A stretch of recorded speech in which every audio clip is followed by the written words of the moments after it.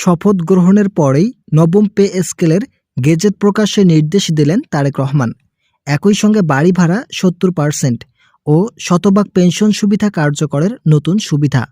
বিস্তারিত আলোচনা করার শুরুতে অবশ্যই ভিডিওটিতে একটি লাইক এবং চ্যানেলটি সাবস্ক্রাইব করুন।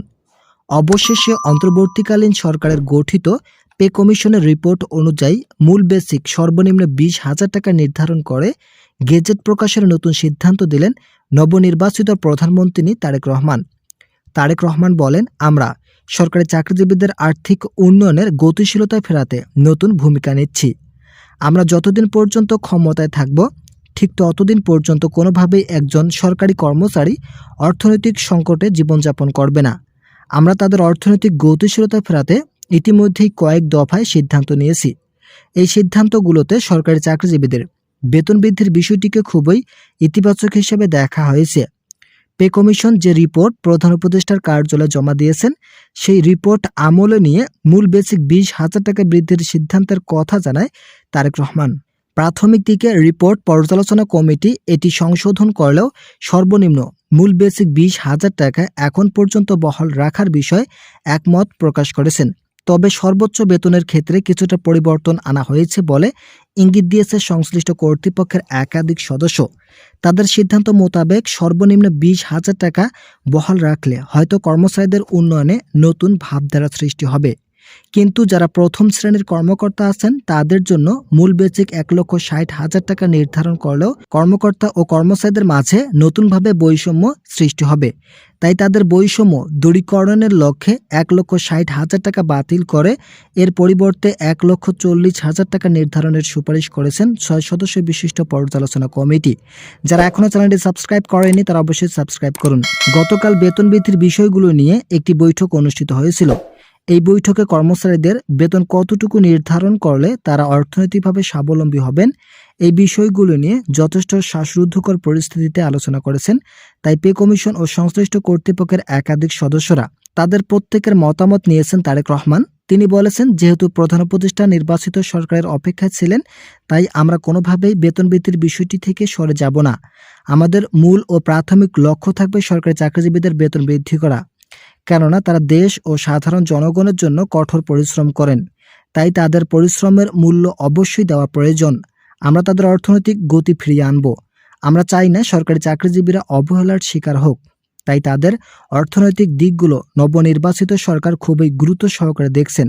এছাড়াও দ্রুত বেতন বৃদ্ধির গেজেট প্রকাশের প্রতিশ্রুতি দেন। কবে নাগাদ গেজেট প্রকাশ করা হবে এই বিষয়ে জানতে চাইলে সরকার প্রধান বলেন, শুধুমাত্র ১৫ ফেব্রুয়ারি প্রথম সভা অনুষ্ঠিত হয়েছে। এখানে কয়েকটি সভা বাকি রয়েছে। এই সভাগুলো করার পরেই বেতন বৃদ্ধির চূড়ান্ত সীমারেখায় পৌঁছানো সম্ভব। আপনারা অবগত আছেন, অন্তর্বর্তীকালীন সরকার যখন নবম পে স্কেল বাস্তবায়ন করতে ইচ্ছা পোষণ করেন, এরপর থেকেই ব্যাপক সমালোচনা শুরু হয়েছে। বিশেষ করে একাধিকবার বৈঠক করায় সরকারি চাকরিজীবীদের মাঝে হতাশাজনক পরিস্থিতি নতুনভাবে তৈরি হয়। কিন্তু সকল কিছুর পাশ কাটিয়ে বেশ কয়েকটি পদক্ষেপ নিয়েছে পে কমিশন ও প্রধান উপদেষ্টা। শেষ পর্যন্ত পে কমিশন যে রিপোর্ট প্রধান উপদেষ্টার কার্যালয়ে জমা দিয়েছেন, আমরা এই রিপোর্ট ধরেই গেজেট প্রকাশের চূড়ান্ত সিদ্ধান্ত নিচ্ছি। যারা এখনও চ্যানেলটি সাবস্ক্রাইব করেননি তারা অবশ্যই সাবস্ক্রাইব করুন। একই সঙ্গে তারেক রহমান বলেন, আমরা শুধুমাত্র আংশিক বেতন স্কেল বাস্তবায়ন করব না, আমরা নবম পে স্কেল সম্পূর্ণভাবে পূর্ণাঙ্গ আকারে বাস্তবায়ন করব। এতে করে বাড়ি ভাড়া ও শতভাগ পেনশন সুবিধা বৃদ্ধির বিষয়টি নিয়ে কাজ করা হবে। ইতিমধ্যেই পর্যালোচনা কমিটিকে এই দুইটি সংশোধন করার জন্য নির্দেশ দেওয়া হয়েছে। পর্যালোচনা কমিটির ৬ সদস্যকে বলা হয়েছে আগামী সপ্তাহের মধ্যে রিপোর্ট জমা দিতে হবে। আমরা এই রিপোর্ট অনুযায়ী বেতন বৃদ্ধি করব। তবে বাড়ি ভাড়া মূল বেসিকের ৭০% পর্যন্ত বৃদ্ধির বিষয়ে ইতিবাচক সাড়া এসেছে। ২০১৫ সালের সর্বশেষ বেতন স্কেলে মূল বেসিক ৪৫ থেকে ৫০% হারে বাড়ি ভাড়া দেওয়া হলেও বর্তমান সময়ে এটি পুরোপুরি অকেজ হয়ে পড়েছে বলে মন্তব্য করেন তারেক রহমান। তাই তিনি নিজেই শতভাগ পর্যন্ত বৃদ্ধির বিষয়ে অবগত আছে বলে মন্তব্য করেন। তার ভাষ্যমতে অবসরকালীন ভাতা অবশ্যই শতভাগ পর্যন্ত বৃদ্ধি করতে হবে। এতে করে দেশের অর্থনৈতিক গতিশীলতা ফিরে আসবে। একই সঙ্গে সরকারি চাকরিজীবীদের দীর্ঘদিনের যত সমস্যা ছিল সকল সমস্যার সমাধান দ্রুত ঘটবে বলে মন্তব্য করেন তারা। নাম অপ্রকাশিত রাখা শর্তে একজন ঊর্ধ্বতন কর্মকর্তা গণমাধ্যমে বলেন, আমাদের মূল সিদ্ধান্ত ছিল আংশিক বেতন স্কেল বাস্তবায়ন করা, কিন্তু নবনির্বাচিত সরকার এই বিষয়টিকে সমর্থন জানায়নি। তার সিদ্ধান্ত হচ্ছে যদি বেতন বাস্তবায়ন করতে হয় তাহলে অবশ্যই পূর্ণাঙ্গভাবে কার্যকর করা প্রয়োজন। তাই শেষ পর্যন্ত তার সিদ্ধান্তকে মেনে নিয়ে পূর্ণাঙ্গ বেতন স্কেল কার্যকরের নতুন সিদ্ধান্ত নেওয়া হচ্ছে।